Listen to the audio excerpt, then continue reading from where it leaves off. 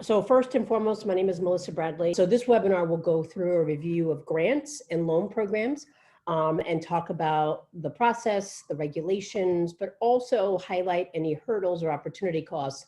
And this webinar is designed that for each of you who are viewing this, to be able to answer the question, what do I do next? Of all the programs and all the things that I could spend my time on, what is it that I should be doing next? One thing I will say we are hypersensitive of is that anything that takes you away from running your business is an opportunity cost, and we want to make sure that you have the best information possible to be able to make the right decisions. So what we're going to cover today is I'm going to do some level setting. I have been on lots of calls with lots of policy people, and just to kind of level set what is really going on from both a business perspective and a stimulus perspective, and then walk through what we think is important in terms of assessing your needs so that you know even how to enter this process of whether a grant or a loan. Then we'll highlight some general grant programs, but also then make sure we can share what other ones may be out there for you as if we can be helpful. And then we'll spend some time specifically on the SBA emergency loan and the Paycheck Protection Program. We'll highlight, I went through last night and looked at all the articles that were available and different questions and groups. And so there were 3 that kind of surfaced that I want to make sure you all are aware of, then discuss any concerns. And the most important part, I would say, is opening it up for Q&A so that we have a chance to talk to you and recognize that everyone's needs are very specific. 2 things before we do that. There are lots of resources out there, so wanted to share our resource page, 1863ventures.net/resources. We post all of our webinars, articles, tools, resources there, so feel free to check it out. We've also created an online crisis recovery center, and the link is there, 1863.thinkific.com courses/crisis recovery center. And this is a place that will remain. We recognize that there are things that we need to do in the very near term just to kind of help people get on course. And then there's going to be some midterm and some long-term work as it's expected that this will take several months to kind of get us back on track. But we are pleased to offer those resources for you. And this will have videos, it will have tools and worksheets that you can actually use to help advance and make decisions for your business, as well as articles and other resources that we're able to gather. So we hope that you find that useful. And if at any point in time there's something missing that you think would be useful, then by all means, please let us know. So the first thing I want to start with is just some level setting. And I want to start by saying what we are experiencing is unprecedented and unclear. It is unprecedented, particularly with the Stimulus Act, because what people should know is that in the entire year of 2019, the small business lending community put out $20 billion. That was over the course of 12 months. So that's just under $2 billion every single month.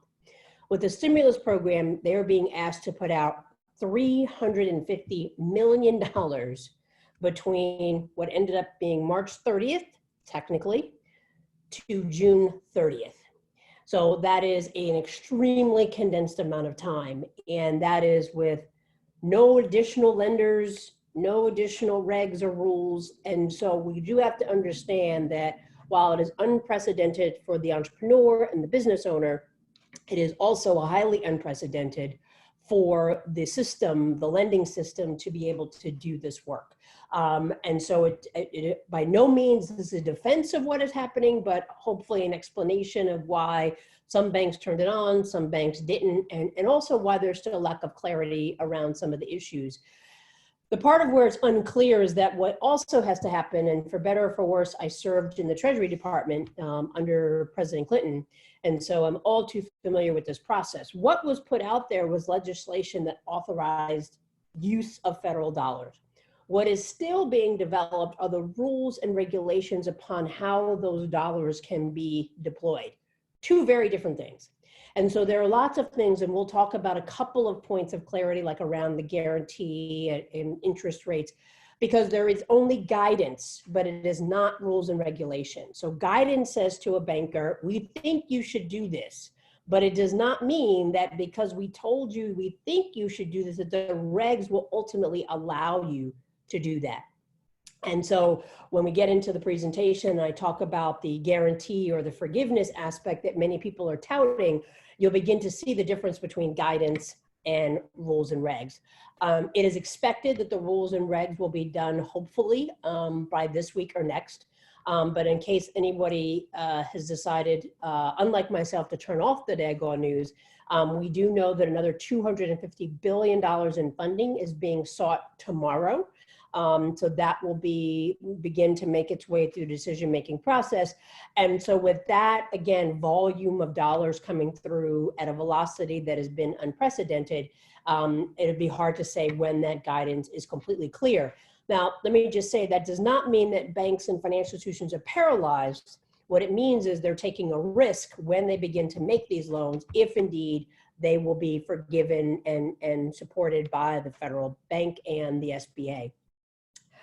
Speaking of the Federal Reserve, they actually did a study in 2019, and I share this just as context, in part to say you're not alone. In 2019, as some may know, the Federal Reserve Bank spends a lot of time on convening and research. And they did a poll of businesses that they do I think it's every 2 years, they do a survey of businesses. And they found that only 1 in 5 healthy firms had sufficient cash reserves to continue normal operations if they experience a 2-month revenue loss. So when I first heard about the $250 billion additional, I was like, wow, that's a lot of money. But the reality is there is a lot of need. And so if you are healthy, this is the one time where it is okay that you may not be as solvent and sustainable because everyone is experiencing this crisis. And obviously, because we focus on entrepreneurs of color, you begin to see that we continually to be marginalized and disparaged when it comes to statistics, and we find that we are even less prepared, not for any fault of our own, but as the report cites, due to structural bias and barriers, we have historically been marginalized in good times. There's no reason why they're going to get better. And something to keep in mind as we think about the opportunity cost, historically less than 2% of SBA loans in the good times have gone to entrepreneurs of color. And so statistically, again, not supporting, not defending, but statistically, these have not been great programs for us because they usually have come with such restrictions and conforming requirements of making them look like the average loan that we have been locked out. And the final research that they showed during the Federal Reserve report is what people are doing across this spectrum of healthy firms that if they were indeed experienced a financial crisis, and let's be clear, they were not aware of COVID or even anything like it when this survey was completed, you begin to see that the primary activities are cutting salaries or downsizing, and the primary use or source of funds is personal funds or take out debt. We're hoping that no one ends up closing their business, but certainly over the next couple of weeks, we'll be exploring and sharing opportunities for our entrepreneurs to understand what could it possibly mean to be able to look at joint ventures or others. Can you hear me now?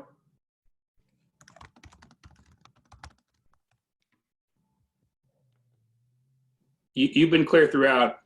Okay, I got it. I just got a text, I'm sorry, a chat that said lost your audio for some reason. So I think Mukami, that may be on your end if everybody else can hear me. So thank you, but I will keep the chat open.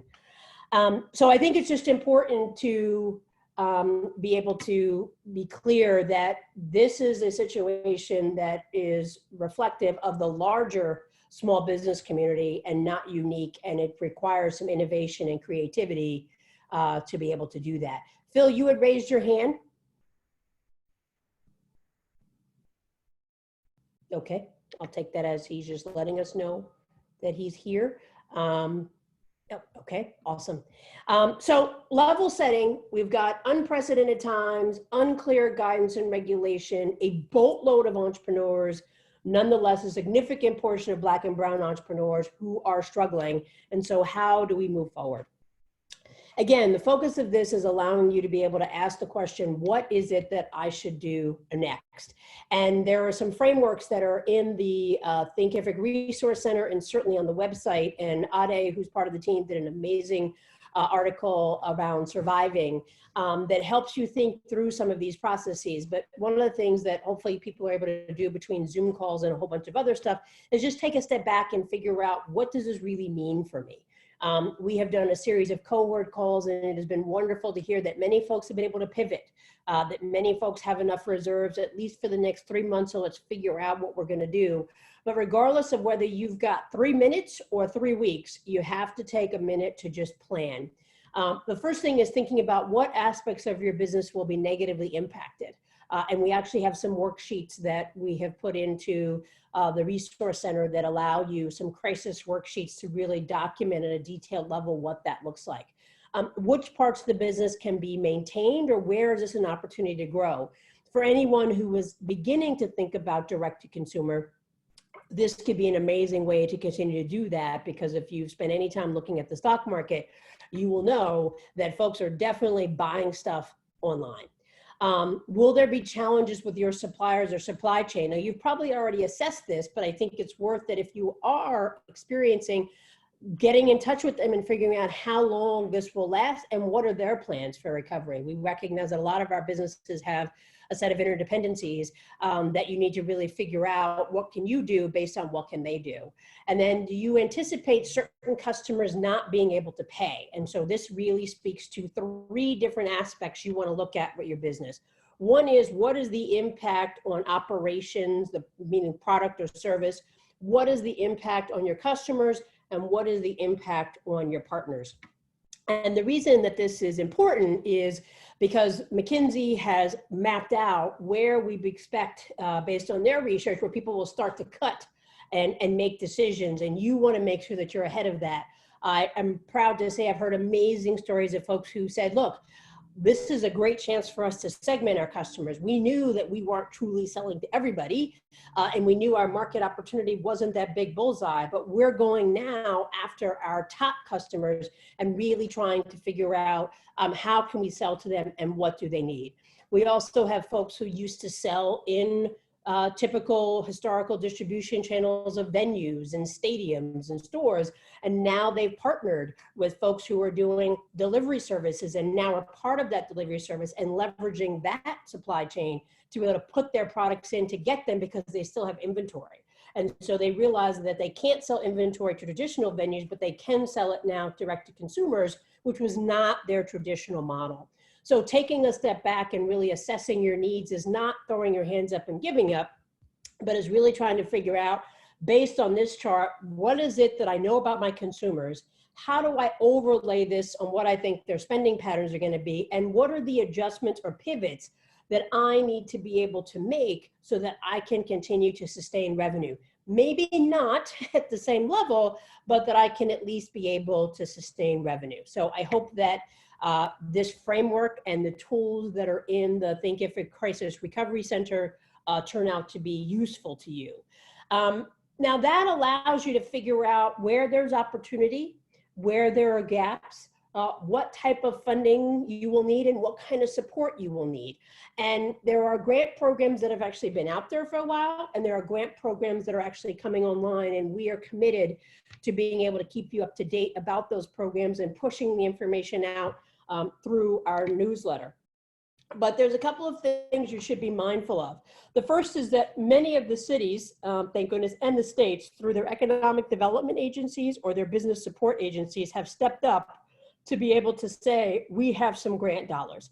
And some of them could be as small as $2,500. Some of them could be as big as $10,000 or $25,000, but every little bit helps. And so just really, if you have not already done so, digging in and figuring out what programs are available. And in light of the fact, whoops, my apologies, in light of the fact that we know additional funding may be sought, and many cities and states are going to an extended 30 days of being shelter in place or stay home orders, are there additional programs that are coming out? So really spending the time and figuring out, is this free money worth it, and how do I get in the bandwagon? The challenge is staying on top of the programs and also staying on top of the timelines because they're going to move pretty quickly. And much like the SBA programs, there's a cap on funding available. And so you want to make sure that you're really there. Things to be mindful of when you're looking at the grant programs, and some of them have very specific residency requirements. And certainly for those of us in the DC metropolitan area, we tend to see DC, Virginia, and Maryland as relatively fluid, but oftentimes they are pegged to where your business is versus where you live, or vice versa. So you really just want to make sure you are understanding that criteria. And then the other thing I would say is, like all programs, some of them have use of funds restrictions. So I've seen some across the states that are much more focused on workers. And so the funds can only be used for payroll expenses and can't be used for rent. I get that that's not necessarily always logical, because if you pay people where they don't have a place to come, does that really make sense? But it is important during this time to really read the fine print so that you make sure you don't get in trouble or there's no recourse when the program comes to an end. There are some private sector ones that we just did a sample on based on who our population and community is. April 15th is the deadline for the Essence Pine Sol Legacy program. That was developed before COVID, but it's a $100,000 opportunity grant, so check that out. There's a Red Backpack Fund that was started by Sarah Blakely, who founded Spanx, and she's giving away $1,000, $5,000 grants to female entrepreneurs. And I saw the announcement, and she said she's giving away $5,000 because that's what she started Spanx on, and everybody gets a red backpack because that's what she had when she started the company. And the other thing she's doing is she's created a master class that typically is not free, and she's making that free as well. So if you check out Global Giving and search for a backpack fund, you'll see that. And then Shea Moisture has announced $1 million fund. More details are coming, but there's going to be multiple ways that they're going to disperse that through groups across the country with a specific focus on women of color entrepreneurs. And I would say for that one, the early indications are that there's some gating factors like some training or some mentoring or some coaching or some certain program participation that you'll need to do to qualify. But again, it's free money, but you want to be able to assess if indeed it's worth it, depending on what the requirements are. So just things to think about for these grants, because I too get really excited about free money, is how long is it going to take me to apply? Because again, anytime you're not working on your business, that's an opportunity cost to you. What is the documentation required? I would argue this is probably the time that hopefully entrepreneurs are spending time getting their documents in order. Whether you're fundraising or not, this is a great time to put together a data room with all of your financials, your tax returns, your articles of incorporation, if you haven't already done so, just so that it's easy to access, because if this continues, there's going to be a core set of documents that are required, and now's as good a time as any is to put them together, and we'll go through some of those. As I mentioned earlier, be clear about what you can use the funds for. Some of them may actually ask for some reporting, so you want to be thoughtful about that. What is the time to receive the funds? If you need it, like in the next 3 to 5 days, I don't know that most of these programs are that quick. But we do know that the SBA disaster loan, we have seen that turnaround time 3 to 5 days. And then again, is there any reporting? Let me preface by saying the goal here is not for you to just to pick one, but to have a clear path of how to spend your time moving forward. So we wanted to at least highlight that it's worth looking at some of your grant programs. Obviously, the things to look at is it a good fit? This is not the time, I know, because we've been in the business of doing programs and pitch competitions. Even if we give a set of rules and guidance, people still try to put themselves in there. This is not the time to try to stretch. So is it really a good fit? Are there any burdens, any reporting that I have to have? I would even argue, is there any upside? Will I get media coverage? Will they do a social media campaign about me? Do the funds align with my needs? How long will it take? And then again, are there any non-financial resources?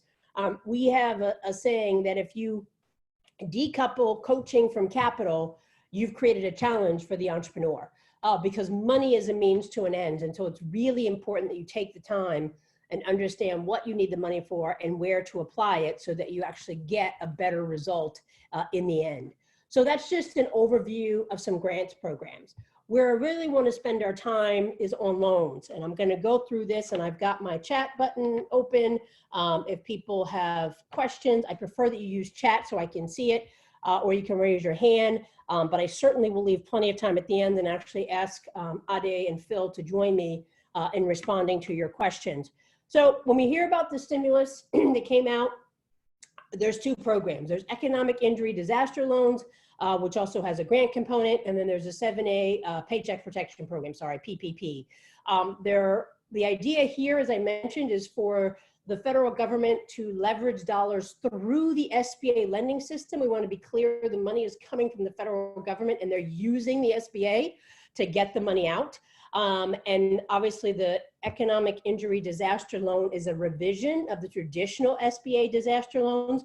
So we've heard that some people, as soon as this happened, were unfortunately negatively impacted and they applied for the traditional SBA disaster loan. If you have done that, please still apply for this one. They are two very different programs and you are allowed to apply to both because this one is moving a whole lot faster. And then the Paycheck Protection Program is really designed to protect the workers as well as the business. When you look at the makeup of this country, you recognize that despite the aspect of large companies, the majority of job creation in the United States is through small business because so many large companies have folks that are placed internationally and all over the country that small businesses actually outweigh large companies in terms of employment opportunities. And so it's designed with this idea that 8 weeks is what was going to be required at the time to be able to make it through. And they have the potential to be 100% federal guarantee. And we'll talk about that as we go through. So if you're interested and you want to apply, then do it immediately because it is indeed operating. The grant is operating within 3 to 5 days. And the idea is that you apply for the grant and then you can apply for a loan. And the loan is only available, the loan is only available to the first 3% of applications. And again, because the way the money is being distributed through the SBA, it's actually allocated in chunks to each of the programs. So this is a $10 billion bucket that with respect to the grants, you have to have less than 500 employees. And then again, we have seen people who have gotten it within 3 to 5 days. What's important here is that the grant is part of a larger process. So again, encourage you to apply. But what I want to focus on is that the loan, and what happens is you can get a grant and still not get a loan. So you want to go ahead and again, if it fits the rubric of how you spend your time, then please feel free to apply. But let's talk about the loans because that's the real value. And I'm actually checking, yes, we change the time frame for the payment of the loan from 3 days to within a week. Thank you very much, Eric. So what I'm hearing is that he read an article from the SBA, and probably because of the volume over the past week, the SBA has repeatedly changed the time frame for the payment of a loan from 3 days and within days to a week to 10 days. Thank you very much.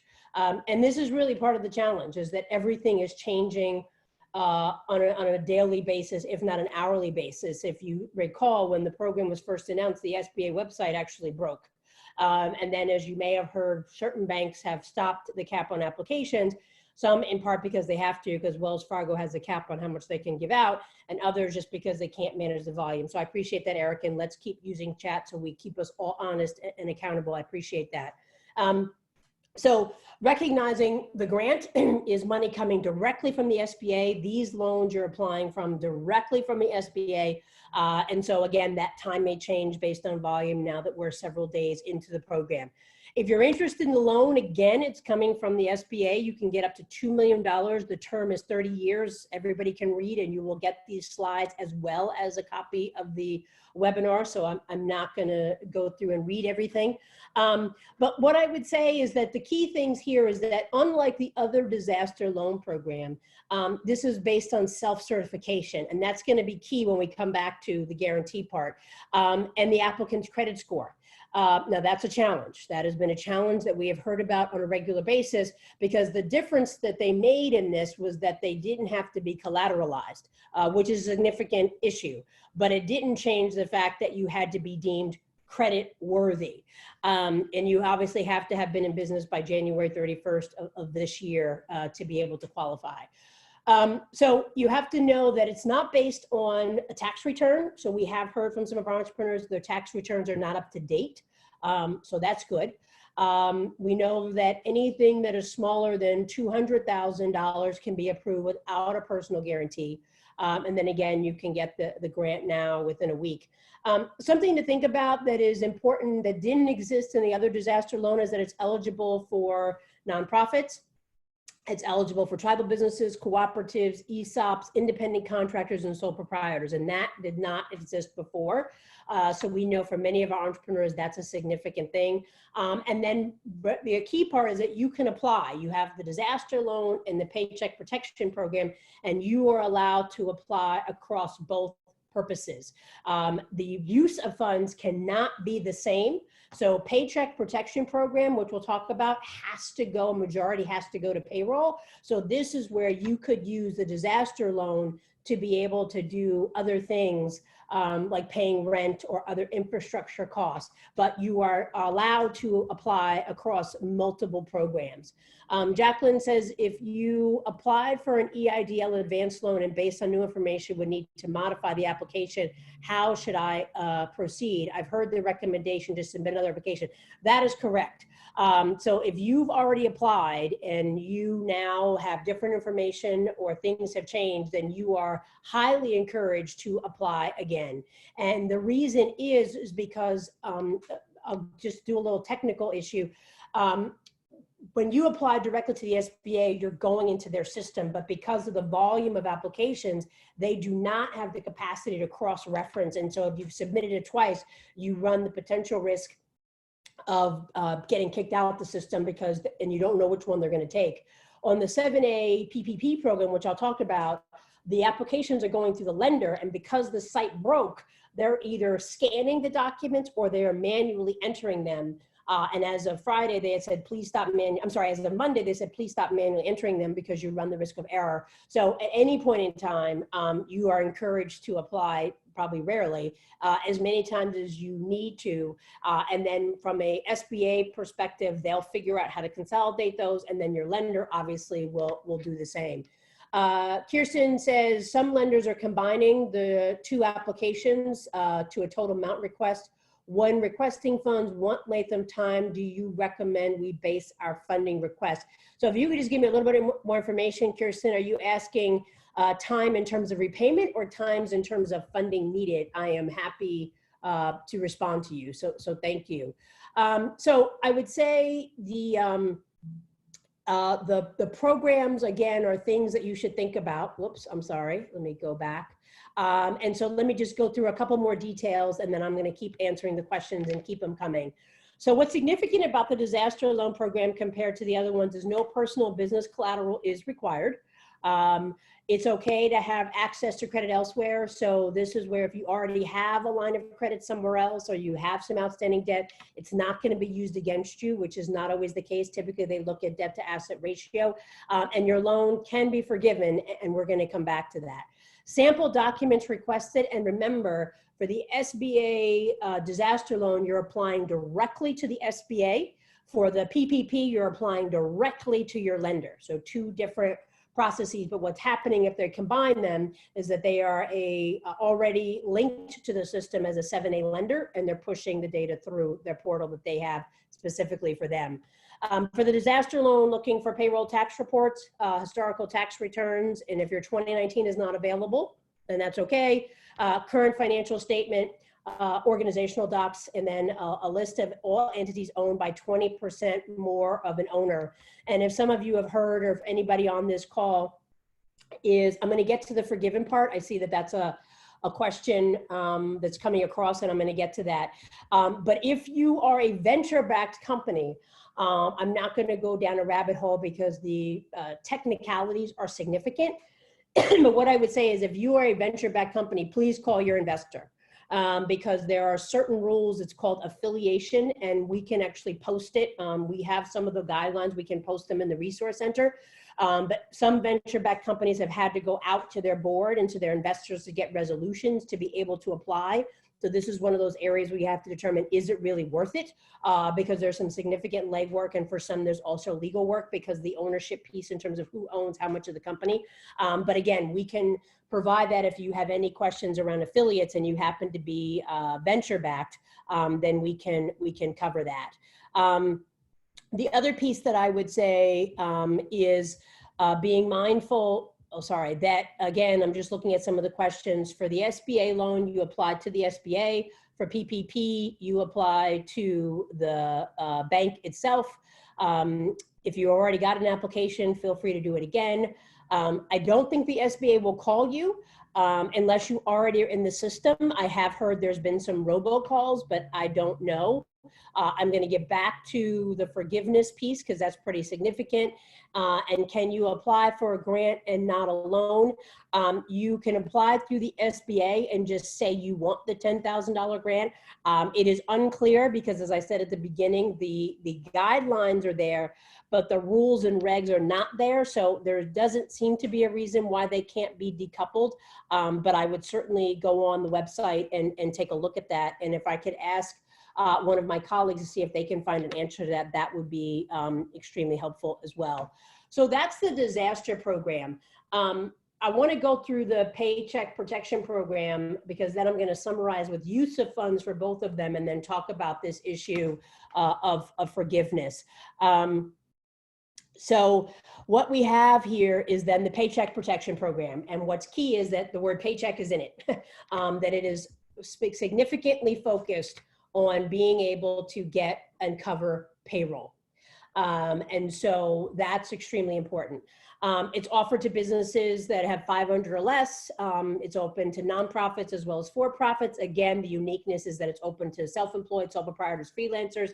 And then loans are given up to a maximum of less than 10 million or 2.5 times the average monthly payroll cost for 2019 for employees making under $100,000. So that's extremely important. The maximum interest rate, yes, has been changed. It's now 1%. That's guidance. We'll see what the regulations are. I will say that on some of the calls I participate in, the banks are pushing back because in the event that something goes wrong, they know that they cannot adequately service these loans at a 1% rate, but that is what's out there now. And so thank you, Trevor. No personal guarantee or collateral is required and payments are deferred for 6 months. So we have developed a cash flow tool. Phil, to be very specific, Reeves has developed a cash flow tool. So we want you to model that because we unfortunately can't see the end of the road yet of what's going to happen. So you really want to spend time modeling to make sure these payments can be paid. Do not assume the loan will be forgiven. Let me say that again. Do not assume the loan will be forgiven. If there was 100% guarantee the loan will be forgiven, then it would have been called a grant. Do not assume the loan will be forgiven because forgiveness can be anywhere between 75 to 100% of the loan. And again, I'm going to get to that. Here's the most important part of this program. The use of funds are pretty much narrow. It has to be used during the first 8 weeks of the crisis, and 75% of the dollars have to go to payroll. So if you run a restaurant, or you run some kind of retail operation and your rent is $15,000 a month, I'm making that up, and you have yourself and you don't get paid or you don't take a draw and you have 2 part-time employees, and let's just say even when you do take a draw, your payroll run is $3,000, you can only apply the loan to 25% of the rent and 100% of the payroll expenses, okay? The total bulk has to be at least 75% of this loan is spent on payroll, okay? So that's just something to think about, and there are clear timelines. The one question we get asked a lot is, if I fired somebody or laid them off, can I bring them back? Absolutely. That is really what this program is for. It's to preserve the employment that they know would create a ripple effect that the system cannot absorb at this time. So the key here is that in order for any amount, not necessarily 100%, but in order for any amount to be forgiven, you must maintain the same average number of employees for the first 8-week period as you did for the prior year. That doesn't mean it has to be the same people, but it has to be the same number of people. So if you had 5 people on staff and you laid off 3, and you now have 2 and you want to go hire another 3 because those folks have gone off to do something else or they're not available, then you have to at least maintain the same amount. Otherwise, you will be disqualified from loan forgiveness. So that's why the forgiveness piece is a little more complicated. The highlights are, which should have been obvious, but there's no cost to apply. As I've mentioned several times, funding is meant to help retain workers' payroll, and then rent, mortgage, and utility as a percentage.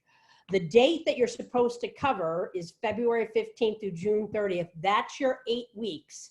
And the loan can be forgiven and turned into a non-taxable grant, provided certain provisions are met, and I'm going to go over those in a second. This is just some background. Again, I just want, everybody's going to get this deck, but just to understand the magnitude of the program, this is where the majority of the money is coming. I think this part we have found to be extremely important for our entrepreneurs, particularly for folks who are a little newer in the process and that we haven't gone out and raised a whole bunch of money. So we're still working with a lot of independent contractors. We're being paid as self-employed or operating as sole proprietors, take a draw. So this is the one time that we are actually eligible for the program, which is a wonderful thing. This again, I'm going to leave as a reference slide because it's more of an eye chart.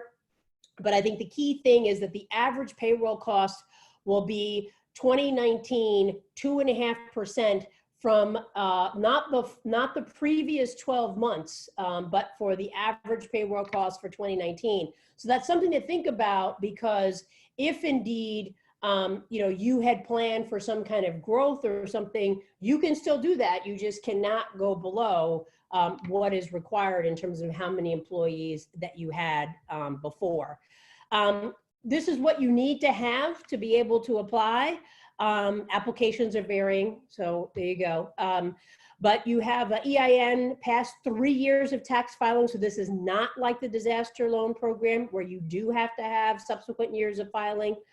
Income statements from the past 3 years, obviously owner information and social security number. The government will have the right to go through. I don't think they're going to ask for that, but on the back end, my fear about this is because of the velocity that this is moving, this is where I'm concerned. Once the rules and regs come out, things like random audits and asking for additional information may very well get written in, and we want to make sure that you're prepared for that. They're going to look at the payroll expenses from February of last year till June of last year, right? So they're trying to create comparables, recognizing that some folks have cash flow cycles. Some people, don't have smooth cash flows. And so trying to manage for that, hence you have the reason of why that's been laid out that way. And then when you think about other application requirements, they're going to require documentation on your expenses. So if you have outsourced payroll, they should be able to run these for you without any problems. And then for any other payments, hopefully you have an accountant. If not, this is the time to call your bank. Some banks are making people resubmit it. Other banks are saying, don't worry, we have access to your account. So it should not be that big of a deal, but we want to make sure. And then the other piece is, this is where that last line, any other documentation the administrator determines necessary, that means that as you apply through the application process, they can come back and ask you for more money. More information. And if you get a loan, they can also ask you for more information. So you really want to make sure that your stuff is tight in terms of documentation accuracy. The same fear that many of us have when it comes to taxes, the same fear we should have to make sure that all of our ducks in a row, because it is those little things that could indeed change the status of whether or not your loan is forgiven. And this is just a summary, again, reminding us of what these dollars can be used for. And so you can cover group health benefits. That's been a question as well. And again, this is why when you know that 75% of the Paycheck Protection Program is for payroll, feel free to apply for the disaster loan, because those dollars have a slight more flexibility in terms of use and don't have percentage caps in terms of how those dollars have to be used. So here's a couple of questions that we have seen come across. So can I get these loans and unemployment? And so you can indeed get that because you're deemed to be two separate entities. I know as startup entrepreneurs, we are our business, but you should definitely, if you are running a sole proprietorship or you're the owner, feel free to file for unemployment if you are no longer getting paid. But remember, if you plan to apply for the fund, any stimulus funds, and you're going to pay yourself back, then you'll have to come off of unemployment. So be mindful if you haven't already done it. If indeed you get the loans, then you cannot have unemployment, but you certainly are allowed to apply for both, recognizing that you can collect unemployment until the loan comes in.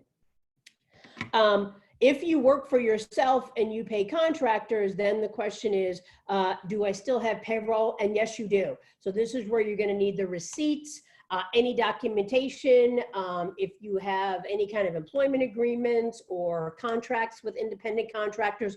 As long as everybody's making less than $100,000, they can indeed be included. And then I just want to remind people that this is what they're basing your forgiveness on, is this 8-week formula. So again, I do believe that there's going to be a requirement for businesses to provide some kind of reporting back to the SBA or back to your lender before things are forgiven. And I want to make sure that nobody gets in trouble.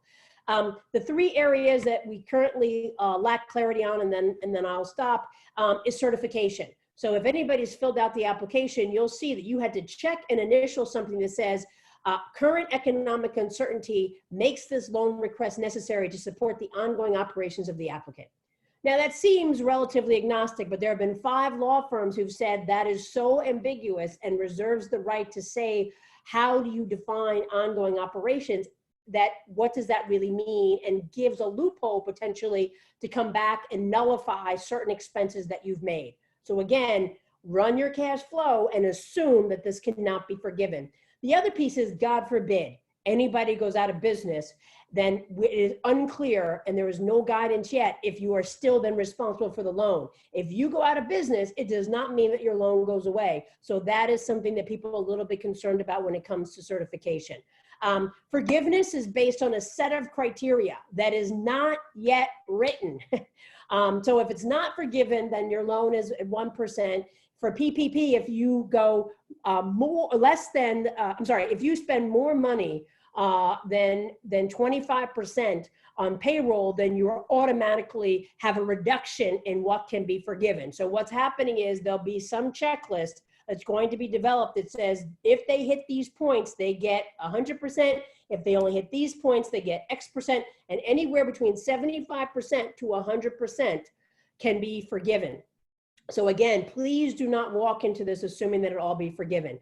And so understanding that if, for example, instead of spending 25% on non-payroll costs, you pay 30%, it doesn't actually mean yet that you're null, that your loan is null, but it means that a certain percent of your loan will not be forgiven. And it does not mean that the amount you spent will be the part that's not forgiven.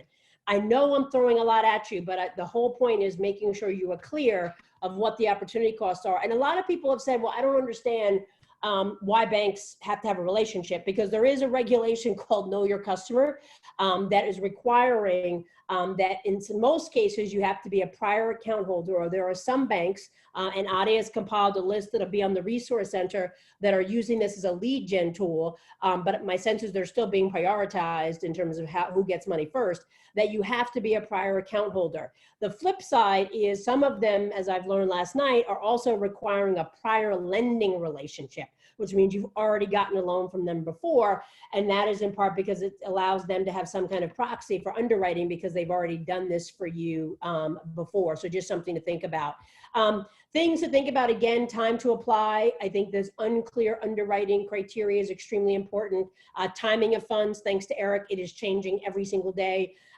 Is the trade-off worth it? If your financials are not in order, if your house is not in order, will the use of funds to get them in order be enough in the event that you don't get a loan? So if it's going to cost you, for example, you want to go for the disaster loan, you want the $10,000 grant and you want a $100,000 loan, but it's going to cost you 20 grand to get your house in order in terms of taxes and accounting, is it worth it? And so those are the kinds of questions that we want you to ask yourself.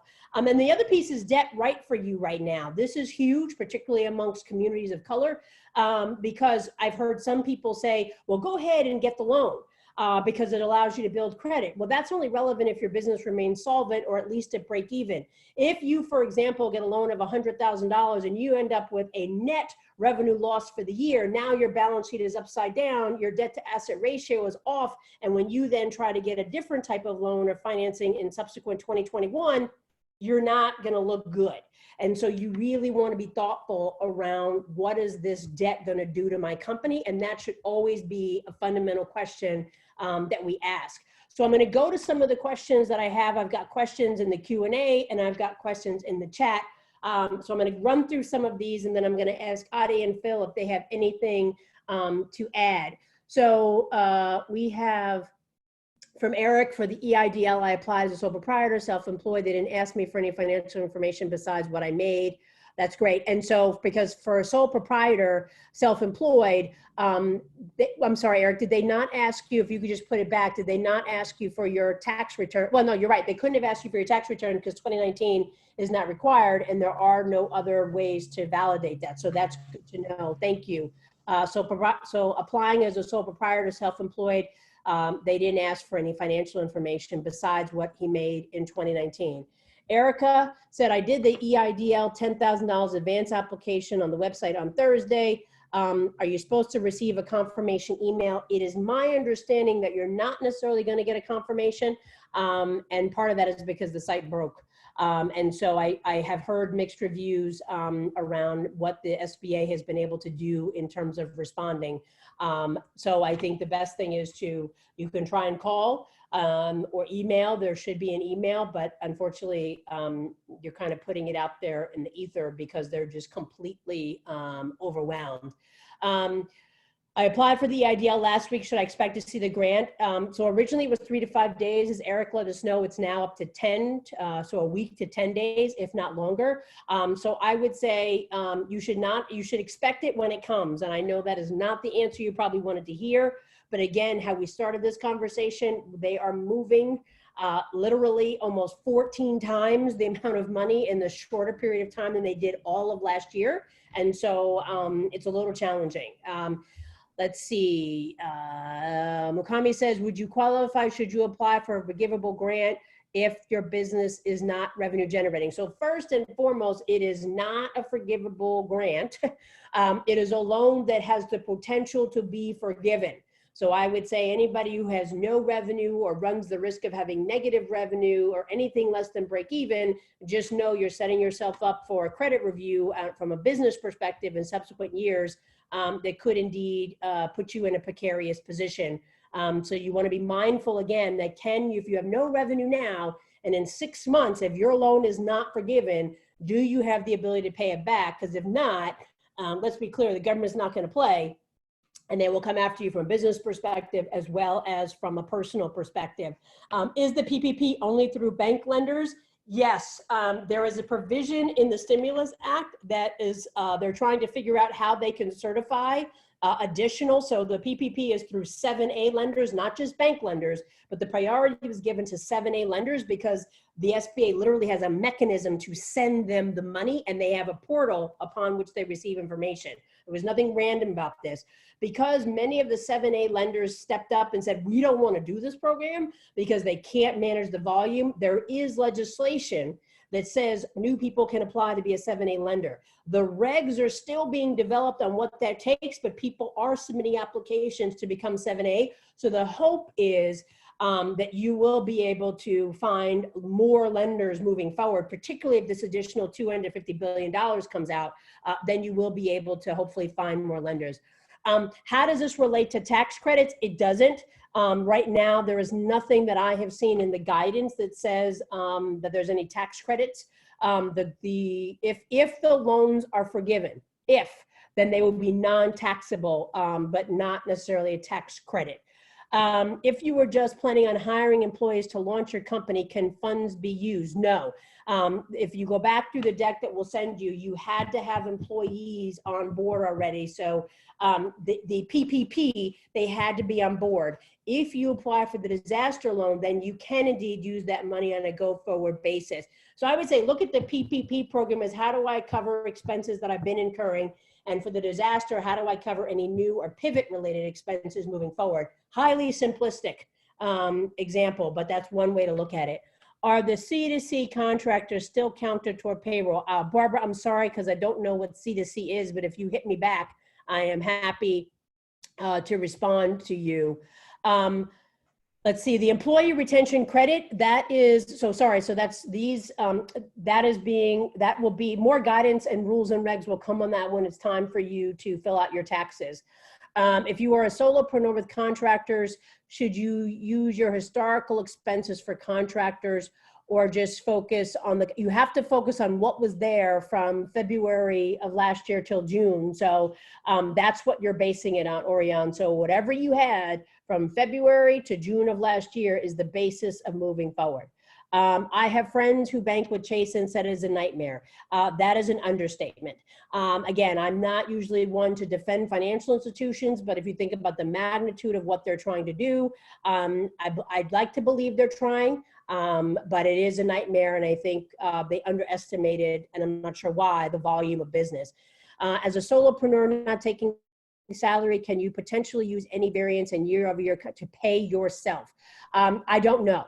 I think if you haven't paid yourself and you want to bring yourself on, then I would say bring yourself on and then hope that that helps you keep the same. So for example, if you weren't getting paid, but you had 5 contractors and you let 2 of them go, if you can get your company back to 5 by hiring you, awesome. But remember, you got to get back to 5. So I would say if you're not taking a salary, determine if you can take a salary versus being an independent contractor in this short period of time, run the cash flow. And if hiring yourself allows you to maintain that minimum, then by all means, you should do so. It just, again, makes me nervous just to make sure when you say salary, because you want to make sure that that's something you can sustain over time. Barbara says, our bank is participating, but so is Kabbage, whom we've gotten money before. Can we apply to our bank and Kabbage, or will that get us disqualified?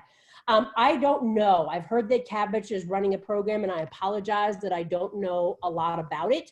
And so I would say that if I would talk to Kabbage, I don't want to give you bad information.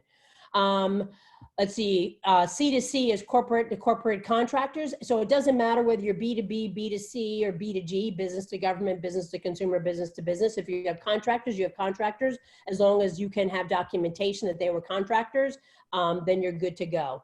Janelle, yep, we talked about the EIDL and the PPP. So you'll get the recording and you'll get the deck separately so you can take a look at those. And then for EIDL, if you apply, will you get an application number once it's submitted? That was the plan, but I have to be honest, I haven't heard what is the follow-up that the SBA is providing once the site crashed. So that is something that we will get on and see if we can figure that out. If you were just planning on hiring employees to launch your company, we talked about upcoming payroll, no, because the companies have to have, the employees or the contractors have to have been there from February to June.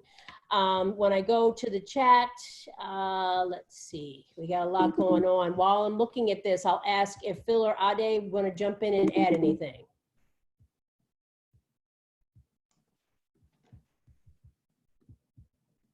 Okay, I'll take that. Yeah, I would just say while you're searching, just this is a lot for sure, but make sure that as part of this process you prioritize what's important for tomorrow, important for this week, important for the month, etc. Because when you look at the submission process, it may be overwhelming, but then think about what that, to Melissa's point at the early stage of the conversation, what that means in terms of runway, what that means in terms of having options in time. So, making an investment in this application, and some of the stresses associated with that, the return of it could be that you have some additional time to either retool, pivot, look at partnerships, consolidation, etc. So it's just as much as an investment in the company as it is you being able to have some time and some option. And it's partly, I would say, while we're recording this, because thank you, Ade, because it is a lot. And I'm literally just trying to respond to people's questions because I understand for last week, this week, and probably next week. For some, it feels like an extremely urgent decision, if not a matter of life and death in some cases for your business. But I would say that I want to echo what Ade said, to take the time to plan. Particularly if you hear, even if you don't want to watch the news, and I understand that the additional 250 billion comes through, then please give yourself the permission to take some time and really think this through. There's a lot of money being thrown around with not a lot of guidance, and my greatest concern is that does not bode well for our entrepreneurs. So that's my greatest concern. I do have another question here from Sejong. If I only paid employees since January 2020, but my startup was registered since 18, can I take the 2020 payroll? No, you cannot. So you want to talk to the bank for the PPP, because the guidance specifically says 2.5 times for payroll that was put out there in 2019. So I would just double check with them so that you're actually doing the right calculation. And trust me, if you don't do the right calculation, they will be sure to tell you. I want to, somebody asked about grants. So I have access now to a list of what's happening by state. So we will put that in the resource center for some of the grants, Janelle. They're not, it's an imperfect document. But it's a start. And so I think that, hopefully that'll get people started. And then we said, can you restate what the EIDL advanced loan payout might be dependent on, as opposed, is it always $10,000 or be dependent on income? So the $10,000 is the grant. Nothing required of you. 10 grand is a grant that is yours to go for it. When you apply for the loan, then the forgiveness is going to be based on use of those funds, payout might be dependent. So the payout is going to be based, let me go back to that slide, sir, so that or whoever that is, sorry, it says anonymous. Let me go back to the EIDL program, so you know where it is. Let's see, I think this is probably the best document we have in terms of how it's done and what they can be used for. So essentially you can apply up to $2 million. You get the $10,000, that's irrespective, and that can be forgiven if it's spent on those items, paid leave, payroll, et cetera. The loan, other than that, the disaster loan is based on what you put in there. So unlike the PPP, there is not a 2.5x calculus. It is obviously based on what you think your business can bear. But keep in mind that if it's over 25,000, then they have the right to ask you for additional information. And this is some of the information that they're going to be asking for. So hopefully that answered your question. But I think the key takeaway there is that there's not a formula upon which that is based. Where can you find your resources? So if you go to the 1863ventures.net website /resources, you'll find a lot of this stuff. There should be a link. And so I'm signaling Art that there will be a link to the the Crisis Recovery Center on Thinkific, but it's also in this deck, and we'll get both of them sent out to you ASAP.